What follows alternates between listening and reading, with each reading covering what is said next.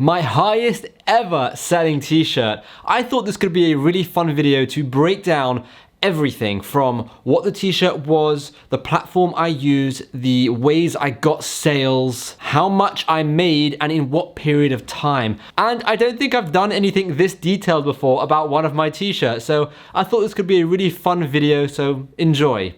Now, before we get started, please don't forget to smash that like button for the YouTube algorithm. It does wonders. It really helps my channel, it helps this video, it helps everything, so let's get right into the video. This was the t-shirt. What is it? It's a Father's Day t-shirt with a Top Gear theme to it. Both the font here and the cog is copyright free. I had to manually edit the font myself and make sure it was totally fine to use. Now, I thought of this design because I am a huge car enthusiast and I've been watching Top Gear for many years. I've been reading the magazine for even longer and I just absolutely love cars. And at one point I was reading Top Gear and I thought, this could be a really good t-shirt, Top Dad. You can see it's super simple. The actual design took me less than an hour to make, and this really goes to show you don't need some incredible, crazy, fancy artwork to make money with print on demand. Sometimes simple sells. The most important thing you have to consider is, does your t-shirt resonate with your potential audience? If you're creating a t-shirt and you haven't thought about what the audience are going to think and what the potential customers are going to think, then you have to just pause, put yourself in your customer's mind and think, would I buy this? You know, does this resonate well with me? Will I enjoy wearing this? Is this a message I want to be wearing?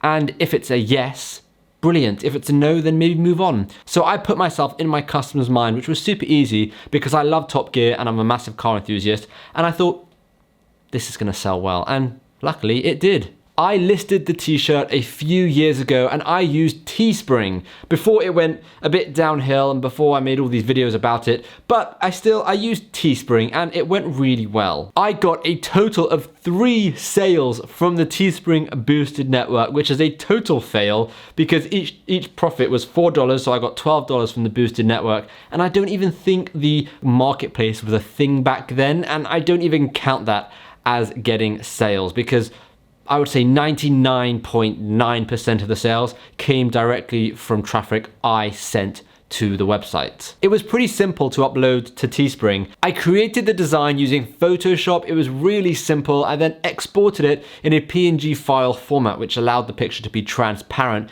Then I uploaded it to Teespring, which is now Spring, which has kind of changed just a bit, which is fine. I'm going to talk about that in later videos. But all you really need to know is it was a very simple upload process to Teespring. Moving on to how I got sales. This involved quite a bit of testing, but essentially I created a Facebook ad that linked to my car page where I had created a post of the t-shirts. It was a page post engagement ad, and this is where I'm paying for people to interact with the post. So I'm paying people to do shares and comments and likes and all those kind of things. I'm not paying for people to click a link and go to the website. The reason I did this is because I feel this kind of post has a much higher chance of going viral, which is where you start getting organic, sales, organic clicks, organic shares, all these kind of things. And that's what I was trying to go for.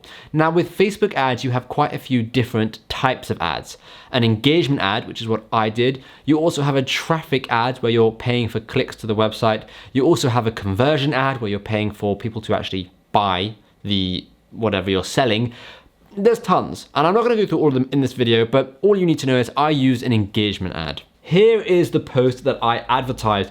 You can see how simple it is. There are 4 posts in total, and that's because for each type of ad targeting I did, I used another post so I could properly track the performance. This was the main post with over 600 shares. Another one got over 100 shares. And they got tons of comments, thousands of likes, and it just did fantastically. Now at this point in time, you can see here how it says please share and tag your friends. Facebook aren't the biggest fan of you putting that in the title area, so don't add that to your title area, but don't worry, the ad will still do absolutely fine. The targeting for this ad were women in a relationship, and that they had to have a child of any age. And they had to like specific interests like Top Gear, Jeremy Clarkson, Richard Hammond, James May. Those were the 3 presenters of Top Gear at the time. So if someone liked those presenters, they're probably going to be fans of Top Gear. Now, unfortunately, that fell apart when they stopped becoming the presenters of Top Gear, which was really annoying because I probably could have kept running this t-shirt every single year, but you know, things happen. This kind of targeting was absolutely perfect, and as you can see from the comments, all of these women are tagging their other halves and their friends, saying you would like this, this is perfect for you, or this is perfect for John, or this is perfect for Craig. They were all tagging their friends, and my thinking was if the woman in the relationship likes Top Gear, the man is very likely to like Top Gear as well. And I know that's quite an assumption to make, but on this occasion, I was right and it paid off. After this, I made some more retargeting ads where I targeted people who interacted with my first ad and with that first post, and people who had gone and visited the sales page or the website.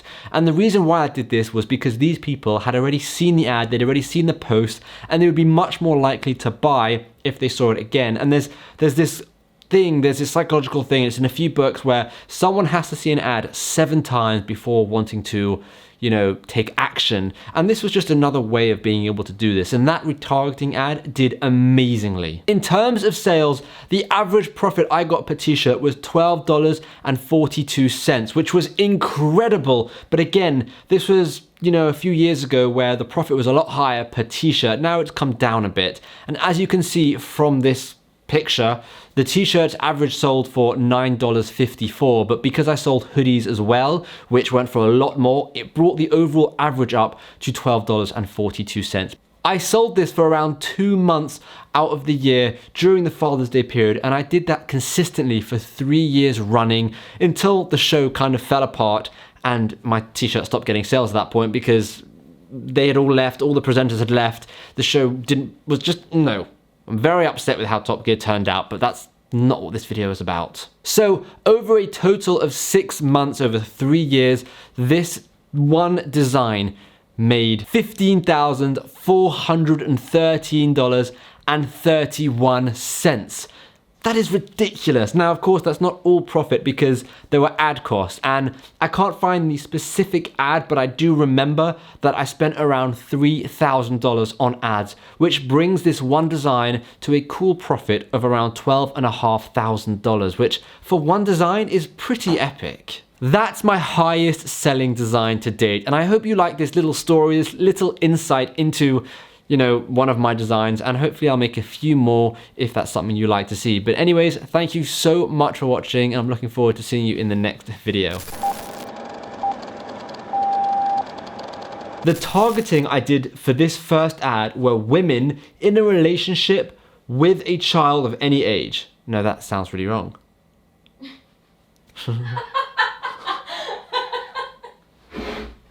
Did you just hear it? That is not what I meant. I'm gonna, no. We'll say that again.